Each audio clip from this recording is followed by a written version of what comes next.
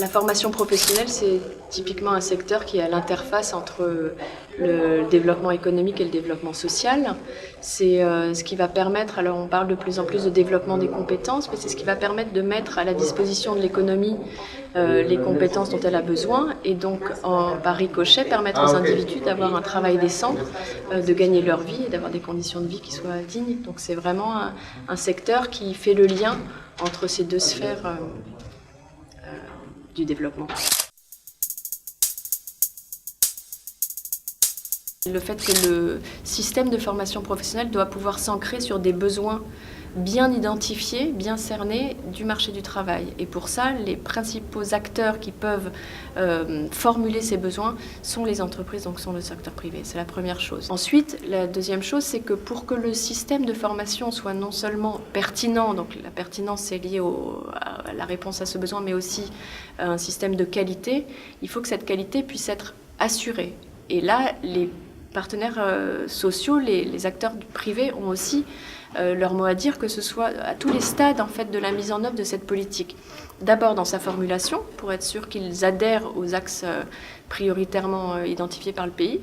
Et ils sont bien d'accord que le système de formation doit viser ceci ou cela, il faut qu'ils puissent y adhérer, et qu'ensuite, dans le processus de formation, ils puissent s'engager, que ce soit au niveau de la certification, que ce soit au niveau de la diffusion de modes d'apprentissage nouveaux, en particulier en milieu professionnel, parce qu'on a vu que ça favorisait la transition vers l'emploi des jeunes, et ça c'est un enjeu majeur, et que ce soit ensuite un engagement, une contribution des partenaires privés dans le financement de la formation.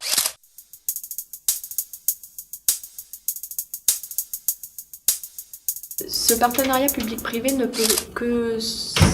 fonctionner s'il est déjà associé à un partenariat public-public qui fonctionne bien. Et là, de cette participation à l'atelier, j'entends qu'on parle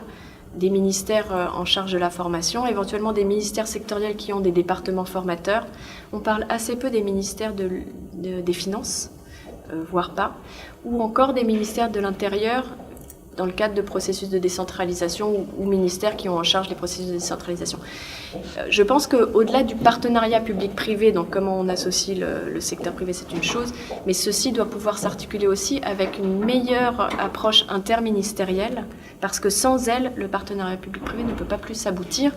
dans la mesure où il nous faut un cadre légal, voilà, un cadre de financement, et ça nécessite d'avoir les autres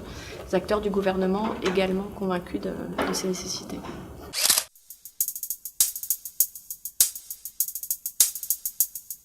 Bon, bien sûr, il y a les populations rurales, les populations de zones à faible développement économique, ce sont des populations vulnérables, bien sûr les femmes,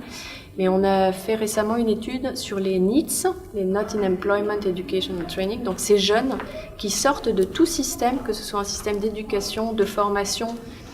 ou d'emploi, qui ne sont pas même dans les services d'intermédiation d'emploi,